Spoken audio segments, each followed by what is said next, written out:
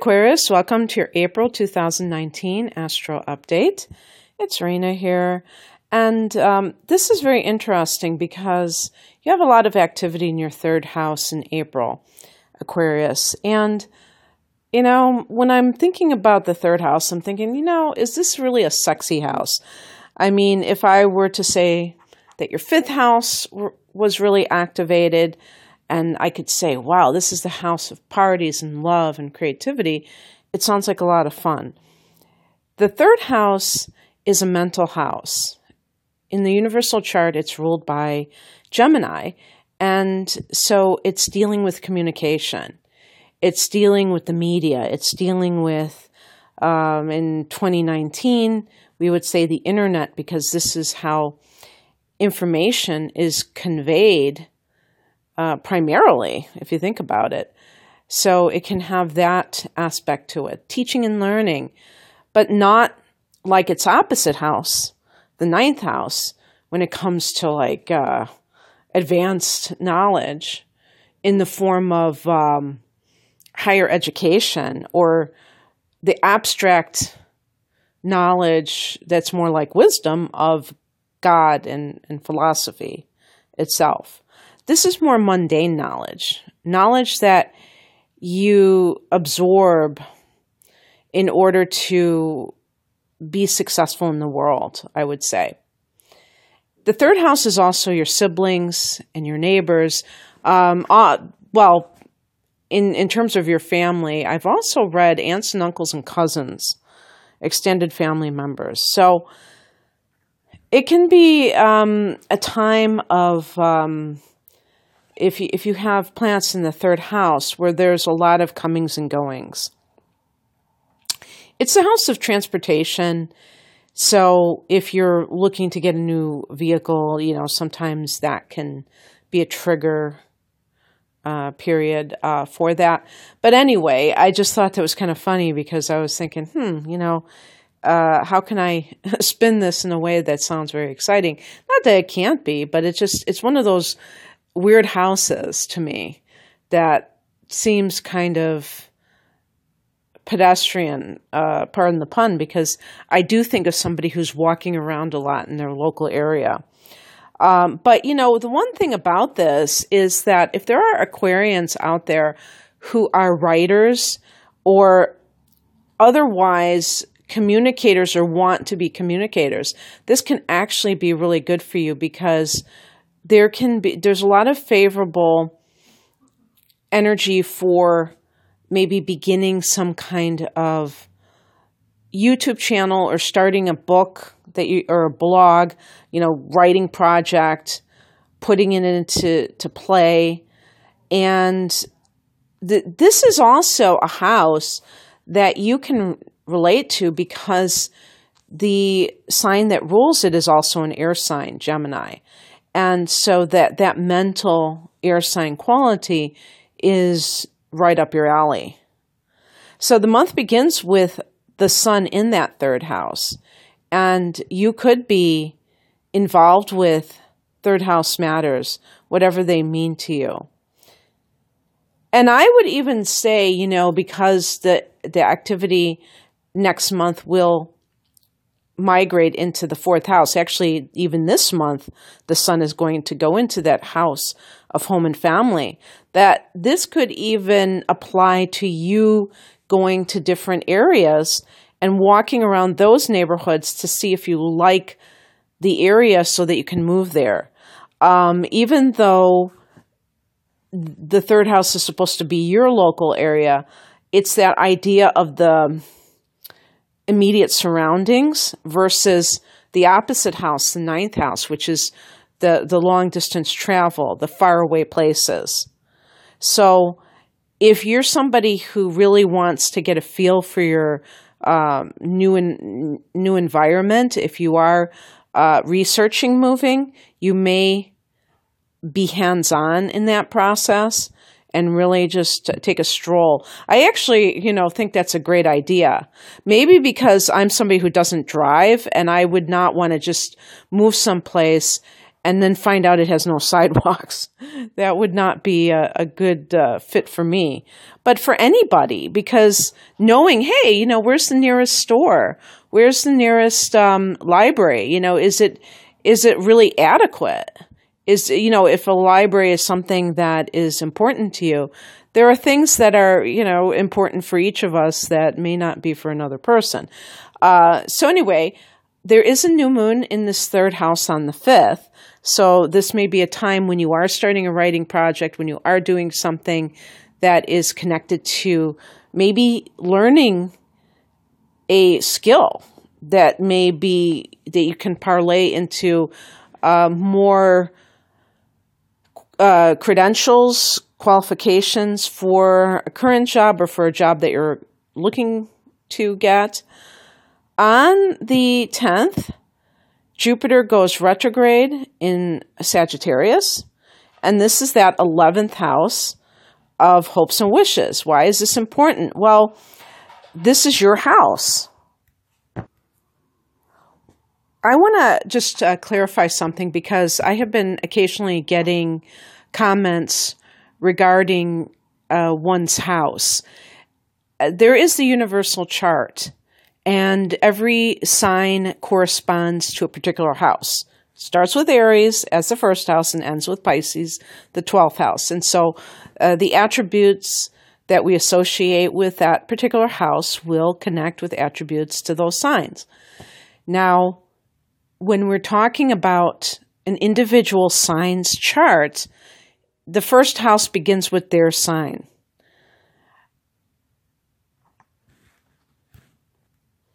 So in the case of Aquarius, your 11th house is Sagittarius. But in the universal chart, which we also have to look at to note the ruler, the attributes of that house, you rule that house.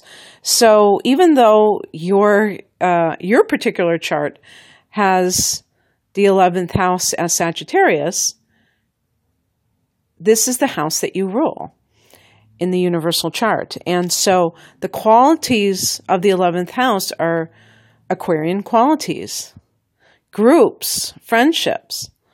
You know, Aquarius is a sign of friends. And it's hopes and wishes. I've read that this is the luckiest house, and Jupiter's the luckiest planet. So have you experienced luck, or as I now like to call it, alignment? I mentioned with another sign that I am shying away from the term luck, because it's something that seems to imply randomness, like something good happening to you for no good reason.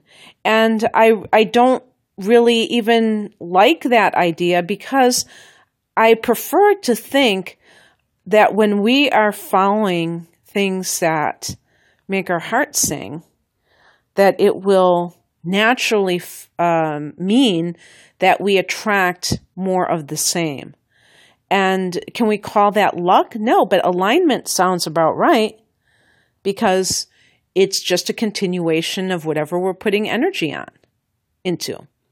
So what I would say about this house, because it is the house of hopes and wishes, is that if you've had some dreams and maybe they haven't come to fruition, when Jupiter is in this house, it could be like your fairy godmother or Santa Claus giving you what you want. And now that, and maybe that's already happened for you, maybe it hasn't, I don't know, but just keep that potential in your mind, because that is going to be here, that transit of Jupiter in this house until December. And of course, this is the point in the reading where I need to say that this is a general forecast. I'm not breaking it down based upon whether you're an early degree Aquarius or a late degree or middle degree. And that's something I would not even attempt for these types of readings. But suffice it to say, this will vary for each person. And I do also want to say that this particular forecast is also for Aquarius rising. I should mention that. Because unlike the tarot readings, this one actually can apply to both. I mean, of course, some people identify with their rising sign and they watch tarot readings for that. But this, to me, is more, if you will, scientific astrology. So I tend to, really specify that this is for the sun and the rising sign. Even some people like to follow for their moon signs, and that's, of course, they're right as well. If they identify it, especially if you're a Cancer and you're ruled by the moon, or Cancer rising, I should say. In any case, now that Jupiter is retrograde in this house, and this is happening, as I said, from the 10th onwards, this could be a time when a goal that you wanted to accomplish, now this would be something that you have wanted for a long time. This is not something that just cropped up all of a sudden or popped up all of a sudden. You may get another shot at it. You may have another opportunity to achieve this goal. Maybe you had to forego something for your career, for your home life, and now you can do this. And it's also possible that you have expanded your social contacts for some reason, and maybe this is work-related even. Or if you've launched your own business, you realize that you want to have as many people as possible knowing that you have this service, this business, this product. And with Jupiter retrograde here, you may find that you're kind of looking within more about whether or not, from a different perspective, is it quality over quantity or quantity over quality that is going on? Because sometimes when people are kind of gaining contacts, especially if it's in a professional, well, no, it doesn't have to be actually. I was going to say, if it was that you were trying to gain them for professional reasons, but it could be in your private life as well. You may decide that, hey, I'm not sure this is serving me to broaden my circle like this. There may have been a real reason why you had to. Maybe you have recently started college and now you're exposed to so many more people. Or if you're in a corporate environment, you just come across, or like a sales type of environment, you just reach so many people, but you think to yourself, I'm reaching more people, but it doesn't seem to be enough to really benefit me. So I want to somehow make it so that the people that I do come in contact with are much more in alignment with my values. It might have something to do with values. So this is going to be going on until August, that these things, there might be that contraction until August. And even with your social circle, like I said, if the values form a conflict with your values, their values, you might kind of not want to expand in that direction anymore. On the 17th, Mercury goes into Aries, to the house that it rules, really. So until the 17th, Mercury is in the second house of earned income. And this means that you probably are really crunching the numbers in terms of the money that you're bringing in, the money that's going out, i.e. your budget, and kind of like very practical mindset. And now it's time to communicate. And again, this could be in relationship to some kind of business that you have or that you want to have. You may be teaching something to somebody else too, since Mercury is a mental energy. You might be contacting siblings, being more in contact back and forth with them. This is when the Mercury goes out of its shadow, because it did retrograde at 29 Pisces. So it did retrograde in your second house. So there may have been some kind of paperwork that maybe for your bank or something that was screwed up, and now it's, completely resolved. On the 19th, we have that second full moon, this time at 29 degrees of Libra, the critical degree giving you the fullness of that experience in the ninth house.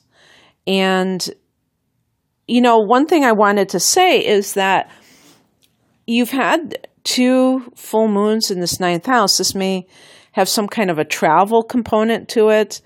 For some of you, maybe you have become a digital nomad and you have decided to work outside the home, maybe even like doing some kind of work overseas. And this is something that is really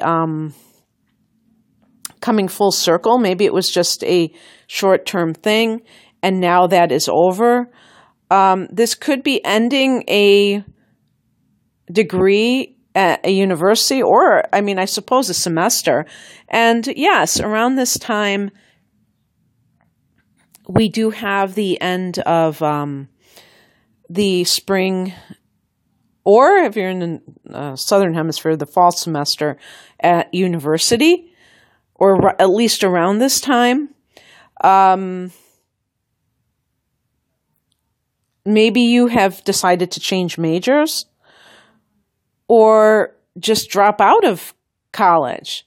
And it could be because you have trained in something, gotten a certificate that doesn't require a college education, and you realize, I don't want to continue at the university because I really like what I'm doing in this area.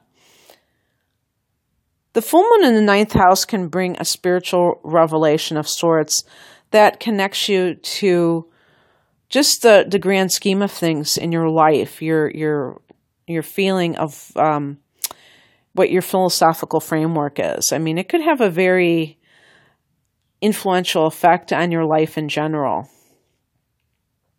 The next day on the 20th, the sun goes into Taurus, so that is your 10th house of career. And on the very same day, Venus goes into the 9th house in Aries.